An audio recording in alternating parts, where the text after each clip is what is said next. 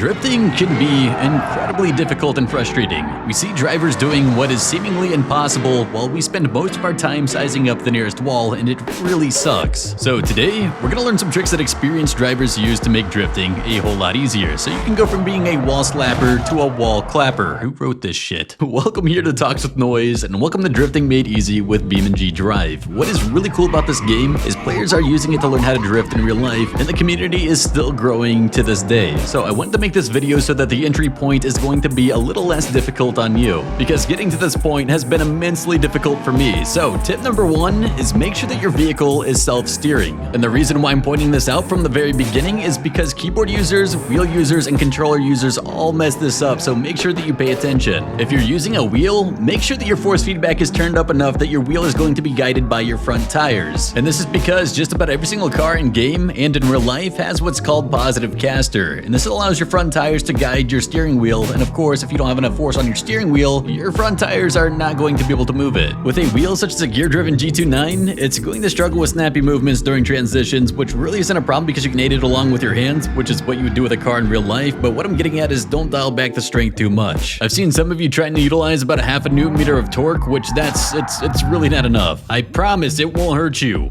Wait, will it? Next, if you're using controller or keyboard, make sure that you're using steering assist because it might seem like cheating, but it's definitely not. We as wheel users are essentially getting steering assist by enabling our force feedback, so don't feel guilty about enabling yours, although it do make the game a lot easier. Before we move on to drifting, there is one more thing that I would like to note. I know a lot of you want to know how to tune your drift car, and this is something that we're going to cover, but we're going to keep it for a future video. That's because a lot of beginner drifters try to tune their car around bad habits, and they also spend way too much time trying to tune their vehicle instead of trying to learn how to drift. So let's focus on the basics for this video. Besides, BeamNG's drift configs have been getting a lot better, and for this video we're going to be focusing on the Ibishu BX Street Drift version. It doesn't really have a lot of angle, and it doesn't have a lot of power, and it also has a ton of turbo lag, but I think that's going to make it perfect for learning. You can choose a different vehicle if you would like to, but this one's going to have pretty tight margins, and you're going to have to occasionally beat the piss out of it to keep the back tires spinning, which sometimes if you're a beginner, that's a little bit too much to keep your confidence up, so feel free to experiment. For example, you might want to drift a car with a long wheelbase and a supercharger because it's going to be very stable and it's going to give you power on demand, so this would be a good platform to learn throttle control and steering. Speaking of which, our first lesson is going to be throttle control and steering, and I believe the best way to start learning this is by doing a controlled first gear donut.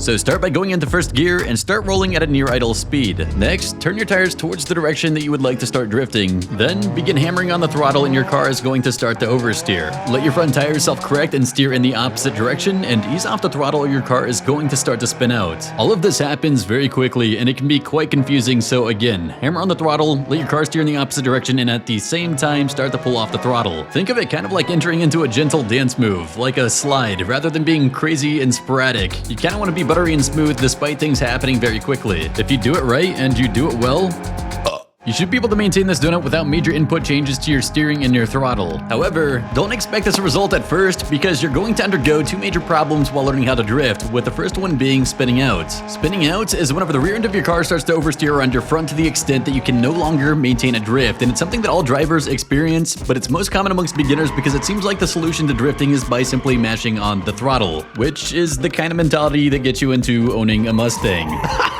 My dude looks proud of himself. How do you prevent spinning out? If your car starts to over-rotate, the easiest way to prevent spinning out is by releasing off your throttle, but don't do it fully and don't do it quickly because you don't want your car to whiplash in the other direction. Slowly release off of your throttle so your back tires start to slow down and they should start to regain grip and your car should start to lose angle. Another way to prevent spinning out is by turning your tires less towards the center of the drifting circle, because by pointing them towards the center, they will start to hook and act as a pivoting point and your back tires will start to rotate around them. Instead, try turning slightly away and this should counteract the effect. Now that we've discussed preventing spinning out, another major problem you're going to face while drifting is something called understeer, which is something you would expect from a car that is designed to maintain oversteer, but it's actually really common amongst drift cars. Understeer is whenever your car becomes resilient to turning, or your back tires start to push your front tires through their turning radius. It's really frustrating because your car is supposed to be going sideways, but it doesn't even want to turn. One of the leading causes of this is that drift cars tend to have what's called negative camber in the front of the vehicle, which allows your front leading tire to have more contact path patch while the car is sliding sideways. But while the car is driving in a straight line, the contact patch is severely reduced and it causes your front tires to have no grip. Then your front tires struggle to turn your car and you go into whatever corner you're trying to avoid. This can also be a contribution of not having enough wheel spin to your back tires, which can be due to a lack of throttle input, too much turbo lag,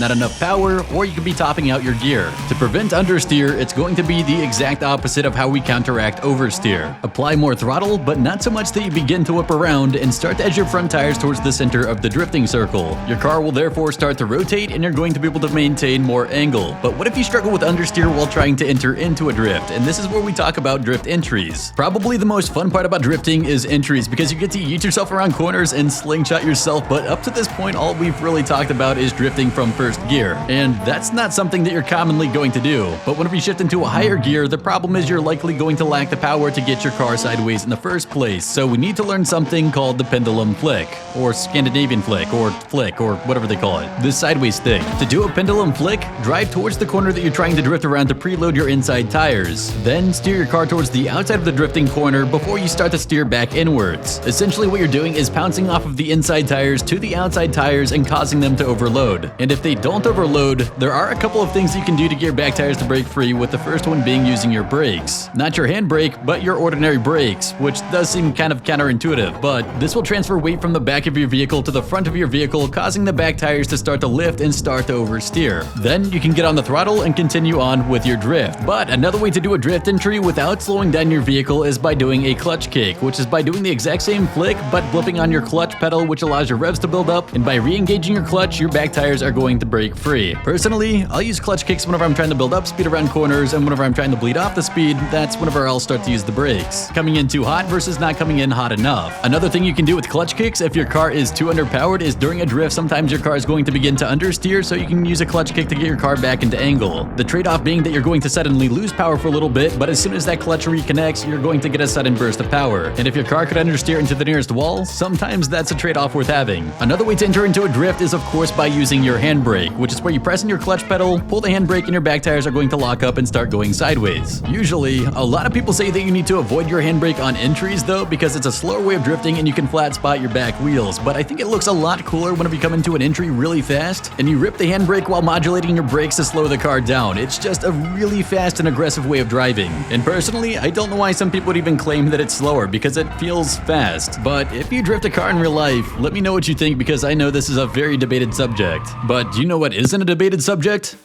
Me writing your name on my wall if you become a Stage 4 channel member. And if you don't care for your name to appear on my wall, you can also become one of these Stage channel members, which will give you special perks on my YouTube, on my Discord, things like emojis, and sound effects. Honestly, I'm not too sure what they do. A special thanks to all these guys as well. And Dead, you wanted to know how to slow down during a drift, so that's what we're going to be talking about next. You might be wondering why you'd want to slow down during a drift. Well, the ultimate goal of drifting is so that you can tandem and have fun with others. But if you can't slow down, then the people behind you are not going to be able to catch up, and the person in front of you is going to have their door run into. And just like with racing, we also have to slow down for corners, but typically while our car is completely sideways, and if we use our brake pedal in this manner, our car is going to begin to oversteer. So we have to do something slightly different called left foot braking, which is applying throttle with our right foot and brakes with our left foot. It sounds really easy to do, but instinctually it's really difficult to pull off. So if you want to try and practice this, try to clutch kick in the second gear and get on the throttle before applying some brake pressure, and try to slow down your vehicle as much as possible without locking up your front wheels, or else your car is going to start to understeer. Or if you're not putting down enough power, then you can lock up your back tires and cause it to oversteer. Left foot braking is not only about slowing your car down though. You can also use it to position your car along the track. For example, if you use more braking pressure and less throttle, you can pivot your car inwards, while applying more throttle and less braking pressure can help us swing wide. There's some other really cool stuff we should include in this video, but we're going to keep this short and down to the point, because I need to edit this, sleep, and make a life-regretting bet with a British man. So hopefully you see you in the next video, and until then, bye-bye.